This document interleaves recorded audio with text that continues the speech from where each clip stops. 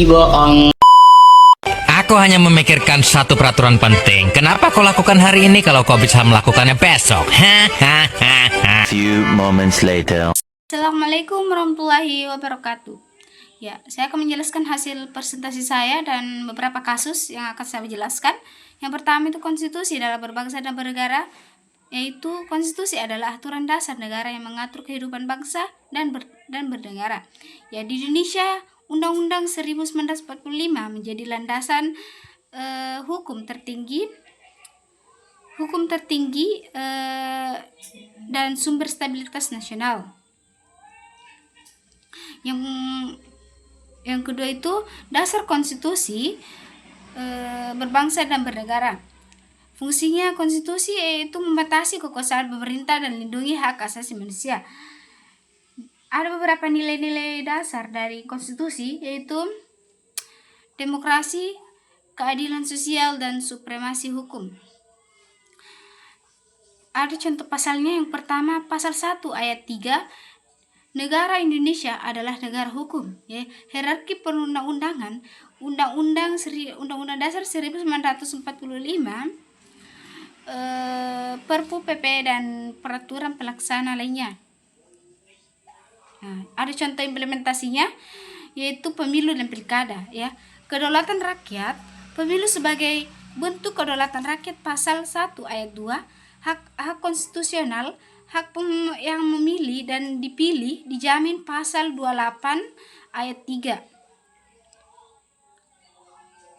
Nah, lembaga independen, ya, KPU dan Bawaslu menjaga integritas pemilu. Ya, contoh nyatanya itu pemilu serentak pada tahun 2024 sebagai implementasi langsung dari Undang-Undang Dasar 1945. Nah, implementasi konstitusi, jaminan hak asasi manusia, yaitu pertama, kebebasan berpendapat, ya.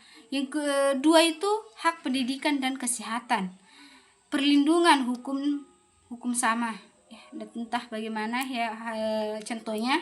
Nanti kita jelaskan. Yang keempat, undang-undang, ya. Ya, kebebasan berpendapat itu dijamin pasal 28 ayat 3 Undang-Undang Dasar 1945. Ya, hak pendidikan yang bagaimana ya diatur dalam pasal 31 dan 28H Undang-Undang Dasar 1945.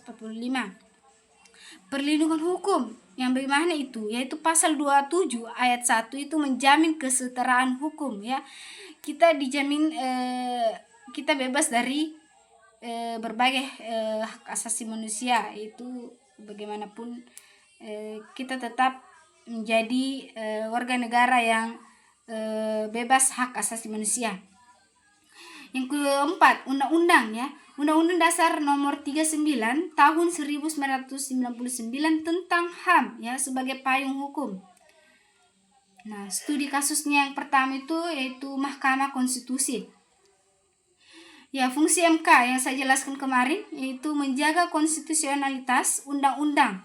Contoh kasusnya itu ya di Undang-Undang Cipta Kerja, ya, dasar hukum.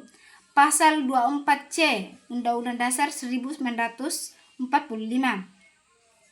Nah, dampaknya keputusan MK penting bagi kehidupan berbangsa dan bernegara. Ya. Nah, studi kasusnya sengketa hasil pemilu, ya, yang terjadi kemarin. Ya, proses penyelesaian sengketa hasil pemilu diselesaikan di MK, ya. Peran MK itu menjaga legitimasi dan keadilan hasil pemilu.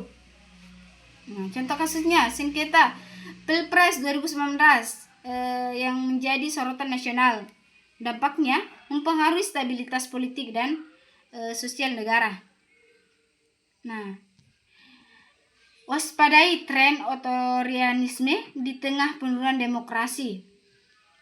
Itu ciri-ciri otoritarianisme, yaitu pembatasan kebebasan sipil, konsentrasi kekuasaan. Ya, indikator penurunan demokrasi, korupsi meningkat, pelemahan lembaga di negara. Peran masyarakat yaitu berpartisipasi aktif penting untuk melawan otoritarianisme. Contoh aktualnya itu revisi Undang-Undang KPK yang melemahkan lembaga anti korupsi.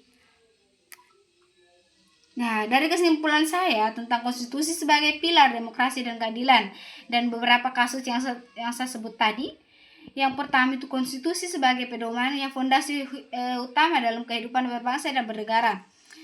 Yang kedua itu menjaga demokrasi, ya kita harus menjaga demokrasi kita dalam konstitusi dan menguatkan demokrasi dan keadilan sosial. Kewaspadaan bersama itu melawan tren ya, yang terjadi di zaman sekarang ya. Sudah banyak tren-tren zaman sekarang yang dapat membuat kita melanggar hak konstitusi ya, yaitu implementasi konsisten ya, diperkuat negara melalui konstitusi ya. Itulah hasil presentasi saya pada hari ini ya. Sekian dan terima kasih. Wassalamualaikum warahmatullahi wabarakatuh.